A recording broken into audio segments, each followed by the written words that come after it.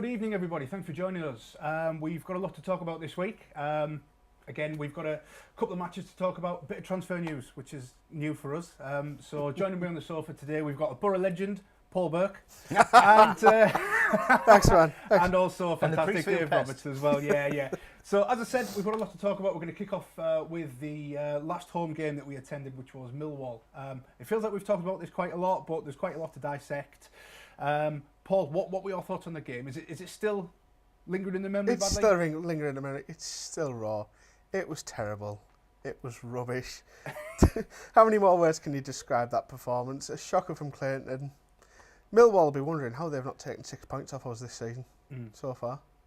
2 last-minute goals in each match. If you can extract any ounce of comfort out of that game, it is the fact that twice we've come back against Millwall in the dying embers of the game to really, I was going to say, send them home more than disappointed. I mean, that's the only... I was at the Den, Hugh Den, when we pulled 2 back, and obviously I was at the Riverside when we pulled that 1 back. But I think if anybody, it felt like a defeat for Middlesbrough. I know we pulled 1 back, penalty in the dying seconds of the game, as you said, but it definitely did feel like a defeat, especially given the performance.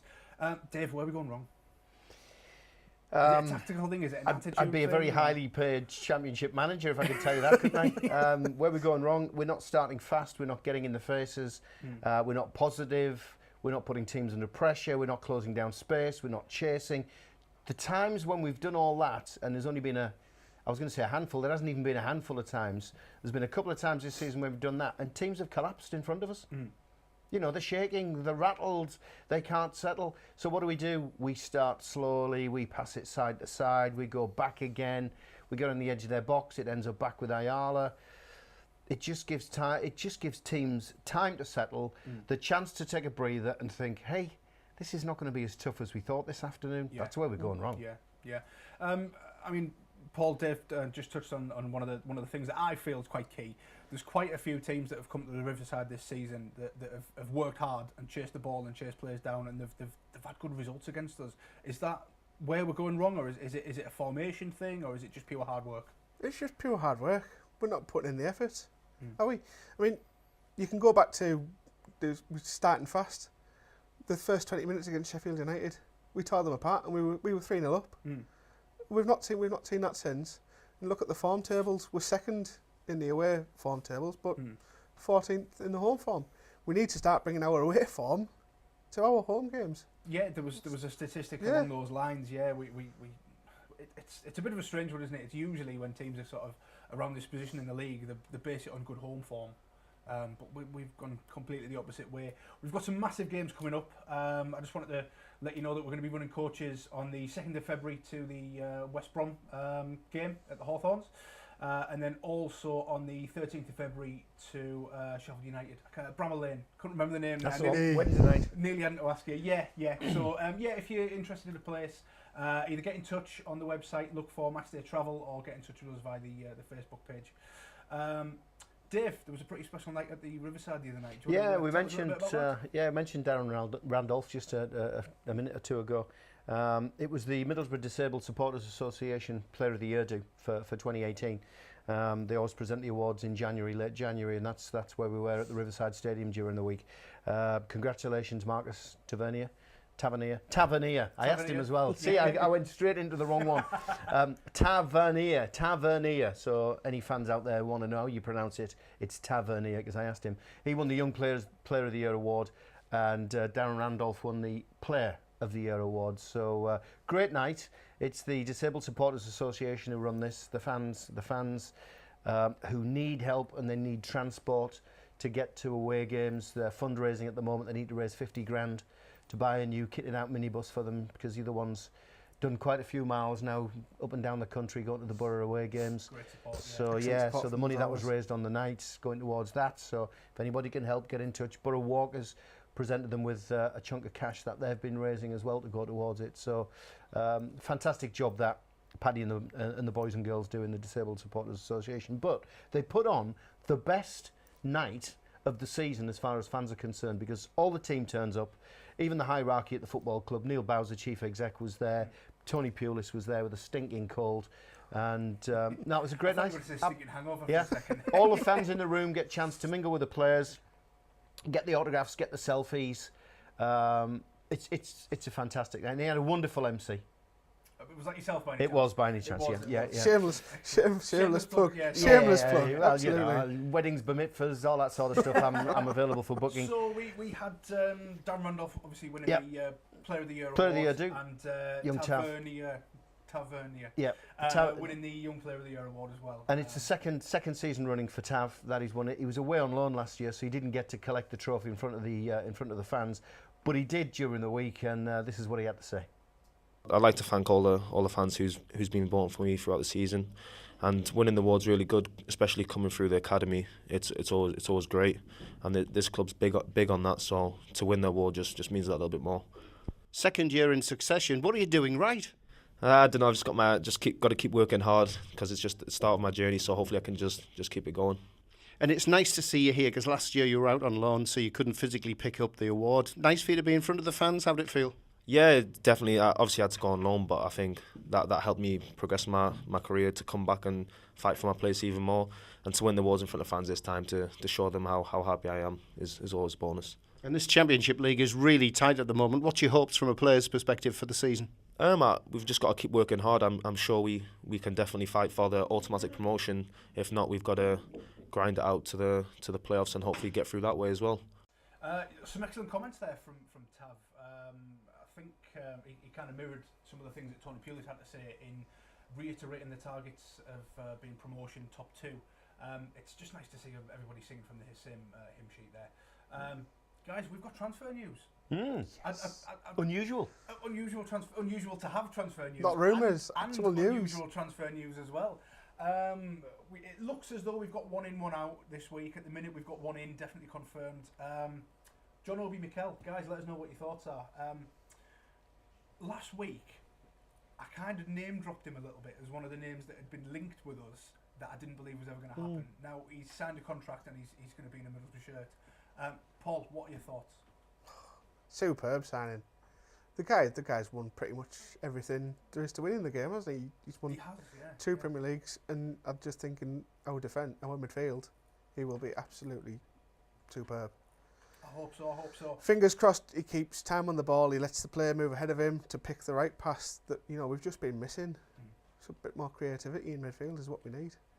As you've touched on, he's 31 years of age, he's won multiple Premier League titles, he's won a European Cup, he's won League Cups, FA Cups, UEFA Cups, many caps for his country at various different tournaments and at the highest level. Dave, what do you think he's going to bring to the team? Do you think he's going to slot in, or do you think he'll give us a different perspective? Well, can we take a step back? Because I've seen a load of people whinging that he's not an attacking player. I'd love to get involved in this because I was involved in this quite heavily online this week. Actually. I know we need options up front. We need more attacking players. But John Obi Mikel coming into the Boro in the Championship is a fantastic signing. It's a great signing. We just talked about Clayton. Clayton's now got competition for his place, as has any of those midfield players, because Mikel can play in front of the defence, or he can play a little bit in advance of that. Not an attacking midfielder, but he can play central midfield as well. So any of those players now are going to be on their toes because one of them's going to lose the place. Great signing, mate. Great signing. Whilst I completely agree with some of the comments that are coming through, we do need a bit more in the final third. Somebody, I can't remember who it was, I'd love to give you credit, I'm so sorry. Somebody came up with a great point in one of the comments that he can sort of sit back and pull the strings and maybe allow Howson, Saville, Bezic possibly a bit more space to roam forward and roam free up front, or a bit further forward. Yeah, he's going to give them time to get ahead. He's going to be able to pick the passes out, isn't he? Because he's free him up a little bit. Free him up a little bit. Involved in that final third, yeah. So when Van La Parra is firing all cylinders as well, you've got the two of them. Superb. He looked all right, didn't he, Van La Parra against Millwall? There were glimpses where he likes to hold on to the ball a la Bezic. Yeah. But I think he looks to get rid of it a little bit quicker, a little bit earlier than Bezic does. Yeah. I just hope he's fit, because they're saying he's not played football for 10 weeks. Yeah, there was Is it now? So you don't want him to be out of the side. Thanks very much, guys. We'll be back after this quick break.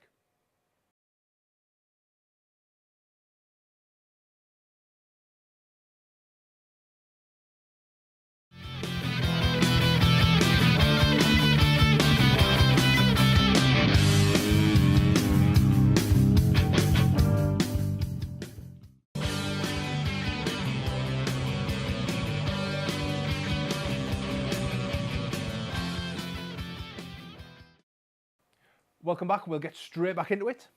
Just to go back a little bit, we had a little video earlier on from Marcus Tavernier, the Middlesbrough Disabled Supporters Association Young Player of the Year. We've got another little snippet of what Darren Randolph had to say after being presented with the Player of the Year award. Yeah, normally it's people who get the goals, or one of the centre halves that might get it. Like I said, it's as someone said to me inside, I don't know if it's a good thing or a bad thing, but I'm taking it as a good thing. And again, just want to say thank you to everyone who voted. You've been here for a little while now. How have you settled into Teesside life? Very quickly. I'm enjoying it here. I said to you earlier, I'm playing. We're doing well. Into kind of we are into the back end of the season now with some tough games coming up. So a few more positive results for us and other results that go our way. We'll be back up, hopefully in the top 2. I was going to ask you a quick question about the season. It's a strange old season, isn't it? This championship season. Boro have been top 3 or 4 times. There's a whole host of clubs battling. What are you hoping for from a player's perspective come the end of the season? Well, first and foremost, promotion. The manager said in his speech earlier, 2 wins off automatic. I've been here with this club in this league for the last season and a half. Played in it before with Birmingham. I'm at Charlton. There's a lot of games. Positions change all the time. It's only a few weeks back we were probably 11 points off, probably automatic, and now we're only 4, and that's in the space of probably 3 weeks. So a lot can happen, and positions can change. You see it year after year. Teams can be at the top all season and drop away, and then teams that could be in the bottom half or even the bottom 4 or 5 have a run, and then they're in the playoffs. So tough league, but it's enjoyable. So that was Dan Randolph there, the Middlesbrough Disabled Supporters Association 2018 Player of the Year, accepting his award. It was nice to see similar sort of comments coming from him as the comments that I'm told came from Tony Pulis and Marcus Tavernier, looking for a top 2 finish. Dave, we've got a little bit of social media comment reaction from tonight's show. Yeah, we have. We've got a few coming in. Anton Sedgman, never one to miss an opportunity. Now let's get a striker in. Donguk Lee, maybe. Stu Wallace, who will Mikel replace? Sorry if we've discussed. We have, mate, but we can still discuss that, mate. Don't worry. Michael Dumbrell, Mikel is a great signing. Hopefully this scenario won't happen, but could put Wing back on the bench or worse. Stu Wallace, I'm hoping Besic will be the man who drops out. John Brady guaranteed Mikel will not be fit, but on the same note could free up other players to get the head up and get playing forward. I've never agreed with Stuart Wallace more than the overrated Besic comment. Now, possibly if Mikel comes into the team and creates a bit more space, Besic might grow into a different role, but for me it's just not working as it's. He's not the player as he was last season, is he? No, so. It's almost as if he's been trying too hard, and he's. I don't know what he needs to do. Dave, what would you do? Who would you, if you had to pick 3 central midfielders to run the same? Wow. I know. We're asking you for your managerial skills again here, but if you want to run the same sort of funnily enough, team Pulis is running, Mikel he'd be the first on the team sheet for me. Midfielder in general. Just first 11. Midfield. Oh no, you're saying how would we play them? How would we play in midfield with now Mikel's coming in? I'd want him in the team. I wouldn't want him on the bench. So who's he going to replace? I'll probably upset a few people. I've not been enamoured with Besic at the moment. I think he's dropped off. His performance level's dropped off. I like Johnny Howson. He normally is the sacrificial lamb when there's a change in midfield. I'd like to see Howson in there. We've talked about Clayton and the service he's been putting in, and we know he had a bad game against Millwall, but it could be Clayton that's under threat. It could be Clayton that goes with Besic. Could be playing. Howson could be playing. Mikel could be in there. It gives us options. What about Lewis Wing? Well, he's going to be more attacking anyway, so you wouldn't think Pulis would want to take Wingy out to play a midfield of Howson, Clayton, Mikel. Yeah. He played wide right, Lewis Wing, at Millwall. So, I mean, Paul, would you go along with that? Or would you put him shake him on a little bit? Or? I'd have Besic and Mikel alongside Johnny Howson with Wingy right hand side and Van Lapara on the left. Might be time to give Besic a break. Just give him a rest. I think so. For me, it's almost as if you know, Pulis brought him to the club, and he's just. I don't know what he needs to do to drop him. You know, I don't know how bad he needs to get for him to drop him, because I think he's this season's a Adama Traore, isn't he? So he wants to give him as many opportunities and try and mould him, but it's just not happening. Downing, I know we've just talked about it, but would you keep playing him if we could keep playing him? If the contractual things kind of ironed out? Yeah, I think I would. Oh, I don't know. I don't know. There's too many Go on, mate. Go on. There's too much sentiment. Commit, There's too much sentiment in there, isn't he? I mean, he's a Boro lad. He's been around for years. He left. He did the Premier League thing, and he came back to help us. But you've got to look past the sentiment. Drop him. My opinion. Drop him. Yeah, keep him on the subs bench. It does, and this is kind of one of the complaints that we've had from a few people from the Mikel signing. Why you would complain about it, I have no idea. We've got an embarrassment of riches in the midfield, haven't we? And I suppose the point is that I'm sure you'll agree, Dave, we've just got so many different permutations and options. It was only 12 months ago that Stewie Downing was the MDSA Player of the Year. He had a cracking year. He really did. But this season he's gone off the boil a bit as well. So we're talking about Besic has dropped recently. Downing not as effective this year as he was last year. But still players who can make an impact. If we had Besic playing as Besic did when he first came back, he was magnificent. He was, Downing, start of the season, Downing was great. Or last season certainly was magnificent. But he's not been as effective. So maybe it's time for an overhaul. It is. It's time to have a look at it and go, what can we now do? We've got Mikel in. Let's not forget one player coming in. He could get a knack straight away, and he's out for 2 months. You just don't know. So you can't put all your eggs in one basket. Do you think, Paul, there's going to be more action before the end of the transfer deadline? You'd hope so. I want to see us bring at least another 2 in. Strikers, anything. What you no more midfielders. What you hoping for? No more midfielders. What you hoping for? I'd like to see a striker, and I'd like to see a left back. Bit of cover if anything ever happened to George. I think some competition for George wouldn't go amiss. Yeah. Again, George for me is another Leadbitter type character. Fantastic professional, amazing, service to the club he's given. But yeah, a bit of competition. I'm not necessarily saying dropping him, but I think a bit of competition, wouldn't go amiss.